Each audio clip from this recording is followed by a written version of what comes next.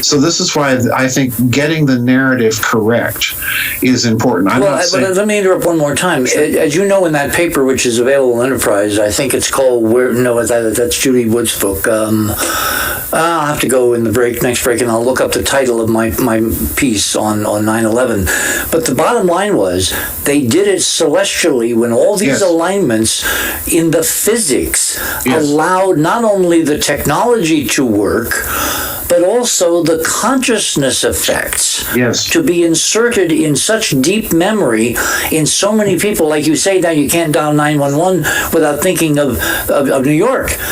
So this was an incredible social engineering experiment together with a technological experiment, together with a political announcement to level 2. You're not the biggest guys in town. And where does this all come out? In other words, what was this nodal point in history, in physics, in metaphysics designed to do? I think it was designed, quite bluntly, to enhance the ability to put into place a fascist new world order. I think this is exactly the goal. This has been the stated goal of the globalists all along. They want corporations to basically run everything. It has been the point of contention for Mr. Putin and his advisors. They are bucking that whole paradigm. We've seen them trying to set up their own systems of international financial clearing. In other words, they are not going along with the unipolar world that's going to be run out of the West and by the Western plutocrats and oligarchs. They're simply not going to do it. So I think that's part of it. But I think at a deeper spiritual level, if you will, it's about creating a climate of conflict and clash of civilizations. Because let's be honest here, if you're going to have a global order, you cannot have other sovereignties competing for the loyalty of it. So you're setting up conditions where you can literally destroy entire civilizations, be it Islam, be it Russia, be it Western civilization, and inject something new. And this method of creating conflict, and in particular trying to get the West and Russia into conflict with each other, is part and parcel of what I detailed in The Third Way. This was part of the post-war Nazi plan all along. Get the two big boys duking it out and destroying each other, and allowing yourself to emerge as the sole remaining superpower, which is what I think is the plan. Global superpower. Yeah, global superpower. Okay, exactly. So back to evidence. I mean, this is an astonishing theory. We haven't really gotten to the idea of what made those buildings fall down. Right. So how do you want to approach that? Because to me, the evidence that there's a third level, unbeknownst to the first two, and armed with technology which is almost like magic, Arthur C. Clarke notwithstanding, I think we need to lay foundation for why we can considerably with scientific acumen say something brought those towers down that current American technology or terrorist technology or Islamic technology or Russian technology, nobody's technology in the mainstream is supposed to be able to do what was done. Right. There's 4 essential theories out there in the 9/11 truth community of controlled demolitions. These are all theories of controlled demolition, so let's be honest about this. The first theory is that standard explosives brought the buildings down. Now, that theory does have some evidence to support it, as I pointed out in the book.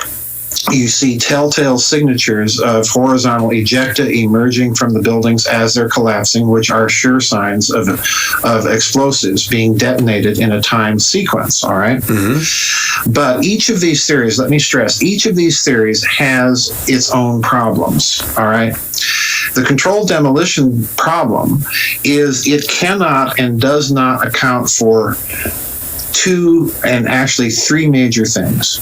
The first thing it doesn't account for are the extremely high temperatures that remain in the rubble after the event for weeks, if not months.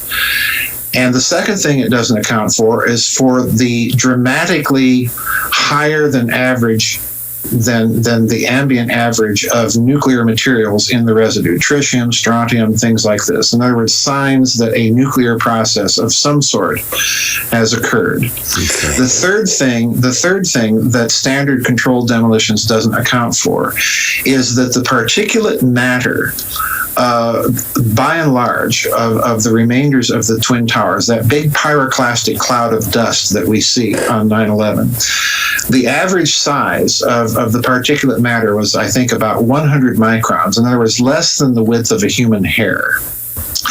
To accomplish that by controlled demolitions alone is almost impossible.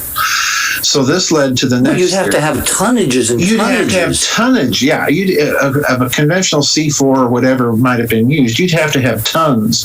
And that in turn would have required a building preparation that would have been obvious and visible to the people working inside. Yeah, any secretary, any janitor, any building super who was not involved in it would say, what the hell are these guys doing in the middle of the night wiring stuff into the elevators? Yeah, elevators, the load-bearing columns, the steel pans, the steel cladding on the outside of the buildings. Yeah, all of this would have had to have been wired. By the way, Emma's doing her job.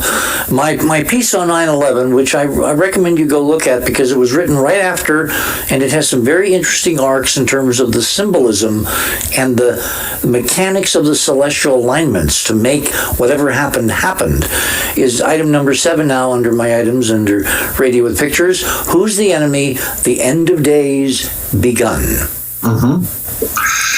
The second mechanism that was proposed was nanothermite, and this was proposed in a paper by Dr. Stephen Jones, who discovered traces of this compound, and basically an incendiary compound, in the rubble of 9/11. Now, again, that theory is confronted with the same difficulty. You'd have to prep the building massively with enormous amounts of nanothermite in order to pulverize the building to the extent that we see. And the second problem, again, that nanothermite has is it doesn't account for the nuclear residues. It doesn't account for the high temperatures that continued to be evident at ground zero for weeks and months after the event itself. So that led to a third theory, and this is where it gets very interesting in terms of the debate, as far as I'm concerned, within the 9/11 community, because there has been so much acrimony and vitriol exhibited toward adherence of an exotic weapons hypothesis and an exotic energy hypothesis. One of the people I examined, Richard, said, well, people adherent to that haven't proposed a physics model that works. And they defend the mini-nukes theory. In other words, that some sort of very miniaturized nuclear weapon, be it fission or fusion, was used on 9/11. That would account for the nuclear residues. It might account, if you place them with a great deal of technical savvy, for some of the pulverization that you see in evidence. But the problem here is they themselves fall prey to the criticism that they level at adherence of the exotic energy weapons hypothesis, and that is they haven't provided a model for how many nukes might work. What's the critical mass? What's the neutron cross section? What's the fuel, and so on and so forth. Well, there's another problem, and you mentioned a moment ago. It's the placement, because in order to get the buildings to fall straight down at free fall speed, exactly, you would need, under the controlled demolition scenario, to put your C4 strategically in every floor, every joist, every piece of support structure that had to be cut, all within a millisecond, so that it falls straight down. If you only have 1 or 2 mini nukes, and we'll assume they're the size of a suitcase, yeah, you're going to wind up destroying, vaporizing the lower floors, but then you've got this 2 big tall pencils that are going to fall at angles and destroy half of southern Manhattan, because they ain't going to come straight down. Right, exactly. And the second problem there is you're going to have, if you're going to pulverize the building with mini nukes, you're going to have radioactive effects. You're going to have a huge radioactive effect. Yeah, you're going to have a huge radioactive effect.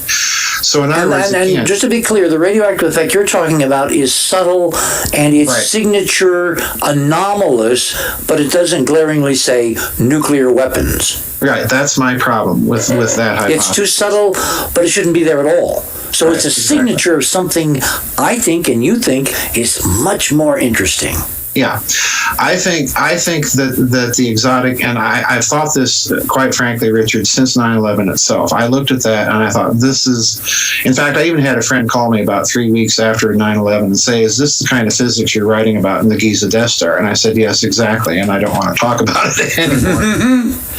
But yeah, I think it's an exotic weapons, energy weapons hypothesis. Now, please note, I'm saying exotic energy weapon, not directed energy weapon. Right. I review a fellow out there that first proposed this by the name of Jim Hoffman. I think he first proposed this circa 2004, because like many other researchers, he could not wrap his head around the fact that the pulverization in evidence in the particulate matter in the pyroclastic flows just did not make sense from any explosives point of view. There was far too much of it. It was far too uniform.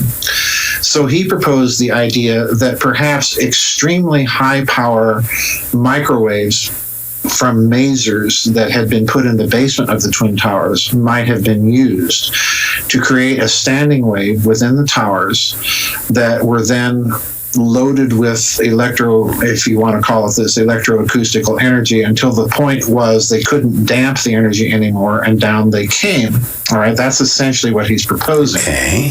I think there's something to this. Well, logistically, that could work, because instead of having explosives all over the building and fleets of people working in the middle of the night, wires and connectors, and I mean, obviously somebody would have noticed, you've got one or two major things in the basement that are cordoned off because it's security, and everybody won't ask a question if you say it's security, and bingo, boom, that's where the generators would have been under this model, right? Right. And he even proposes, he points out that the buildings were wired, that there was a point where wiring was done inside the Twin Towers, which is a very interesting thing. Wiring for what? He also points out that the gymongous amount of electrical energy that would be needed to do that, and that's the biggest problem, quite frankly, with this model, is where are you going to get the energy?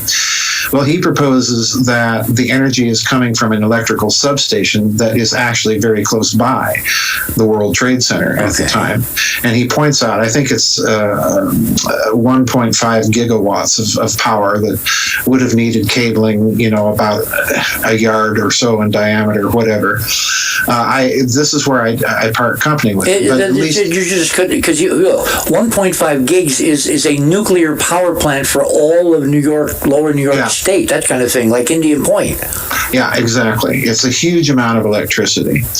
And he eventually comes to reject his own theory. I should put that. Or it's the amount of power needed to send one DeLorean back in time, but that's another other movie. Okay. But anyway, to me, the key thing here about the pulverization and the fact that it is of such uniform standard, to me, Richard, this is one of the telling points in favor of the theory.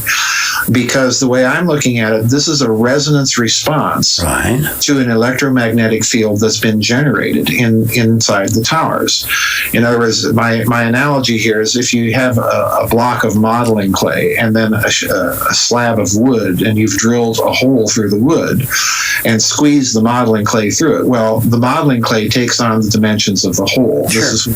This is what's happening with the powderized matter, particulate matter from the Twin Towers. They're responding to, so to speak, the holes in the electromagnetic template that's been created.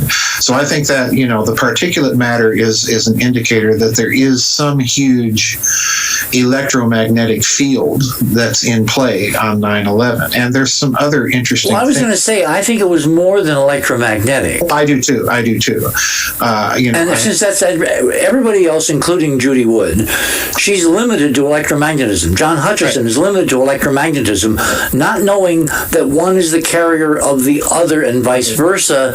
And the EM stuff was only a signature for something much more intriguing maybe going on. Yeah, I think essentially what you're dealing with here are scalar waves. Yes. Dealing with, or torsion waves. Or torsion waves, whatever you want to call them, because these waves are set up through multi-beam interferometry, and this is what I think is actually happening here. And as to give him credit, Hoffman is pointing this out, but he's not going to that deeper idea of a longitudinal wave in the medium itself. No.